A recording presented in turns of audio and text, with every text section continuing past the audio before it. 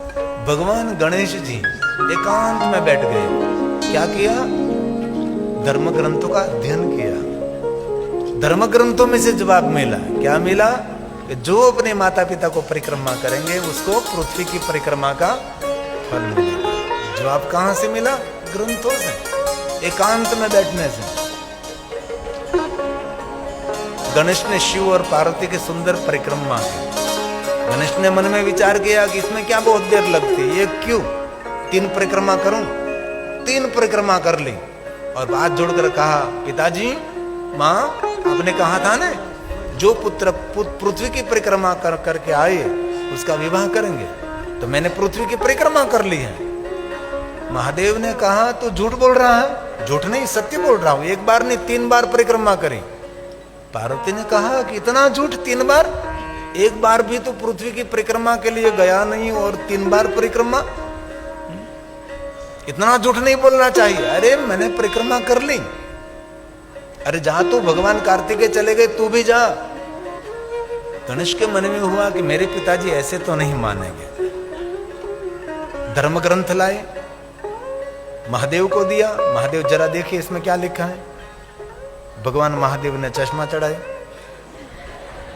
ये तो रूपक है। देखा तो महादेव ने कहा कि जो पुत्र माता पिता की परिक्रमा करें उसको पृथ्वी की परिक्रमा का फल मिले।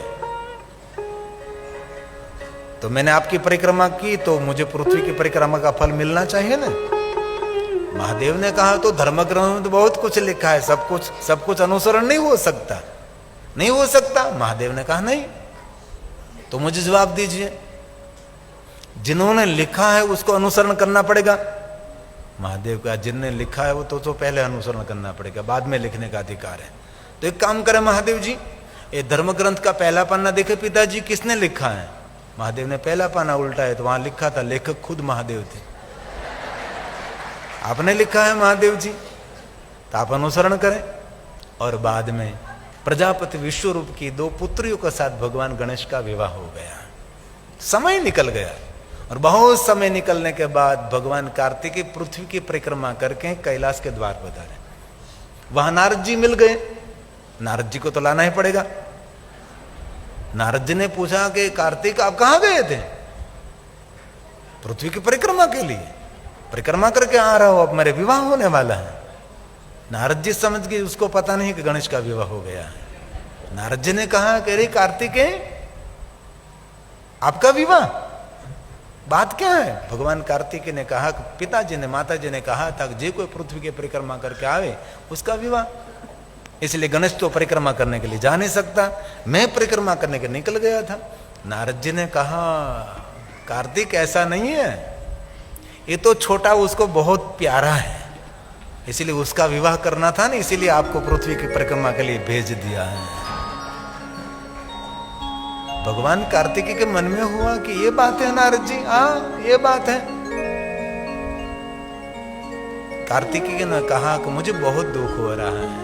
नारद ने कहा क्या दुख हो रहा है? छोटे भाई का विवाह हो गया, इस बात का दुख हो रहा है? नहीं नहीं नारद जी,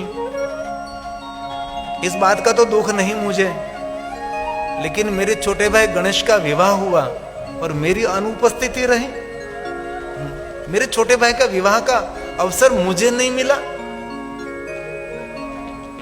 इस बात का मैं खेद व्यक्त करता हूं नारद, लेकिन अब मुझे कैलाश में नहीं जाना। अब मेरे माता पिता को अब नहीं मैं मिलूंगा। क्यों? मुझे विवाह नहीं करना है। क्यों नहीं करना है? तब भगवान कार्तिकेय ने कहा नारद जी बहुत लंबे बात तो नहीं, छोटी बात है। विवाह करने के लिए पृथ्वी की परिक्रमा करनी पड़ती है, तो विवाह करने के बाद क्या क्या नहीं करना पड़ता है, इसलिए अब मुझे विवाह नहीं करना है। अब मैं तप करने के लिए जा रहा हूं। और भगवान कार्तिकेय शैल पहाड़ पर चले गए। वहां कृष्णा नदी के तट पर बैठकर भगवान कृष्ण जी भगवान कार्तिकेय तपस्या करने लगे। बहुत कठिन तप किया, बहुत कठिन तप किया, और तप के फलस्वरूप उसके सामने शिव और पार्वती दोनों प्रकट हुए हैं। पुत्र हम क्षमा चाहते हैं। अरे पिताजी सब नियति निर्णय लेती है, अब तो स्वयं परमात्मा है, मेरे पिता है आप, कुछ वरदान मांगिए। तब भगवान कार्तिकेय ने कहा कि भगवान बस एक वरदान मुझे चाहिए। यहाँ जगत हित लोक हित के लिए कृष्णा नदी के तट पर भगवान महादेव अब दोनों का तेजो में स्वरूप स्थिर रहे और आप दोनों यहाँ आते रहे, ये मेरी तपस्थली रहेगी। महादेव ने कहा कार्तिकेय अमावस्या के दिन मैं यहाँ आपके पास आऊंगा, और पार्वती ने कहा पूर्णिमा के दिन कार्तिकेय मैं यहाँ आपके पास आऊंगी। और भगवान शिव और पार्वती दोनों वहां तेजोमय स्वरूप में स्थिर हुए और सुंदर एक शिवलिंग प्रकट हुआ, जिन शिवलिंग का नाम है मल्लिकार्जुन महादेव। इसलिए कभी भी अवसर मिले दूसरे ज्योतिर्लिंग के दर्शन की महिमा है अमावस्या के दिन और पूर्णिमा के दिन। जो अमावस्या के दिन आप जाते हैं तो वहां शिव जी का प्रादुर्भाव रहता है, और पूर्णिमा के दिन आप जाते हैं तो वहां माता पार्वती रहती है। भगवान व्यास जी ने शिव महापुराण ग्रंथ में बात कही अमावस्या दिवे शंभो स्वयं गच्छति तत्र हि पौर्णमासी दिने तत्र पार्वती गच्छति। इसलिए कभी अवसर मिले तो पूर्णिमा का दिन और दूसरे ज्योतिर्लिंग मल्लिकार्जुन महादेव दर्शन करे तो पीछे भाग में हमारी एक शक्तिपीठ है भ्रमरंबा देवी, उसकी बहुत महिमा है। 5 पांडवों ने पंचलिंग की स्थापना की। भगवान राम की भी तपस्थली है, हिरण्यकशिपु की भी तपस्थली है। ये मल्लिकार्जुन महादेव शैल पहाड़ ऋषि मुनियों की प्रिय भूमि है, इसलिए हमारा दूसरा ज्योतिर्लिंग मल्लिकार्जुन महादेव है।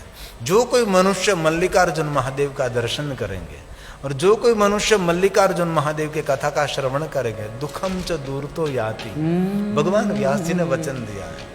मल्लिकार्जुन महादेव के दर्शन से, मल्लिकार्जुन महादेव की कथा श्रवण करने से जगत के सुख मिलेंगे, दुख सभी दूर चले जाएंगे, ऐसा भगवान व्यास जी का मानना है।